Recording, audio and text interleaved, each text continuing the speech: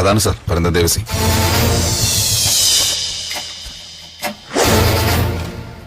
Used കാറുകളുടെ കച്ചവട, ഒപ്പം കണ്ടം ചെയ്ത കാറുകൾ പൊളിക്കാനായിട്ട് വാങ്ങി വെക്കുന്ന പണി കൂടെ ഉണ്ട് പുള്ളി.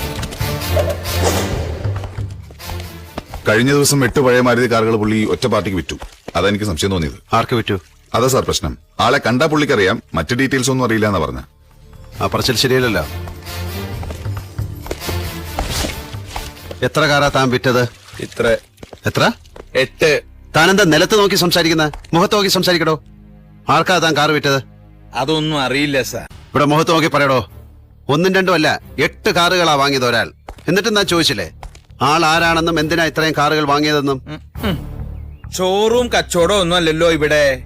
ഏതെങ്കിലും ഇടിച്ചതോ തൊഴിച്ചതോ ആയിട്ടുള്ള വണ്ടികൾ ലേലം കൊണ്ടോ ആക്രി വിലയ്ക്ക് വാങ്ങിയതാണ് ഇവിടെ കച്ചവടം. അത് വാങ്ങാൻ വരുന്ന ഗഡിയുടെ ഊരോ പേരോ ജാതകോ എന്തിനാ സാറേ വെറുതെ നമ്മൾ അന്വേഷിക്കണേ? കിട്ടുന്ന ചില്ലറ വാങ്ങി സാധനം തലേന്ന് ഒഴിവാക്കാന്നല്ലാണ്ട് കൂടുതൽ തിരക്കാൻ നിന്ന വേറെ ഉണ്ട് കച്ചവടക്കാര്. ആളങ്ങോട്ട് പോവും, നമ്മുടെ കച്ചവടം കട്ടപ്പുറത്ത്. അങ്ങനെ വേണ. ഈ വിറ്റ 8 വണ്ടികൾക്കും RC ബുക്കും സെയിൽ ലെറ്ററും ഒന്നും ഉണ്ടായില്ല?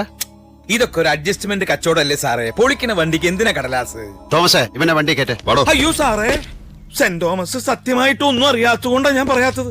പേരും വിലാസം ഒന്നും വേണ്ട, എന്തെങ്കിലും ഒരു തുമ്പ് കിട്ടിയിരുന്നെങ്കിൽ അവൻ ഇപ്പൊ സിമിത്തേരിയിൽ കുഴിക്കകത്ത് കിടന്നാനെ. അത്രയ്ക്ക് ദണ്ണുണ്ട് സാറേ എനിക്ക്. ആ പോർക്ക് എന്നോട് ചെയ്ത ചെയ്തിന് സാറിന് അറിയോ? അവൻ എന്നെ ശരിക്കും പറ്റിച്ചു. തന്ന കാശ് കുറെ കള്ളനോട്ട്. അവനെ കുറിച്ച് എന്തെങ്കിലും അറിയായിരുന്നെങ്കിൽ ഞാൻ ഇതും ചുമന്നുകൊണ്ട് നടക്കുവോ? ഞാൻ ഇനി എന്താ ചെയ്യാ സാറേ?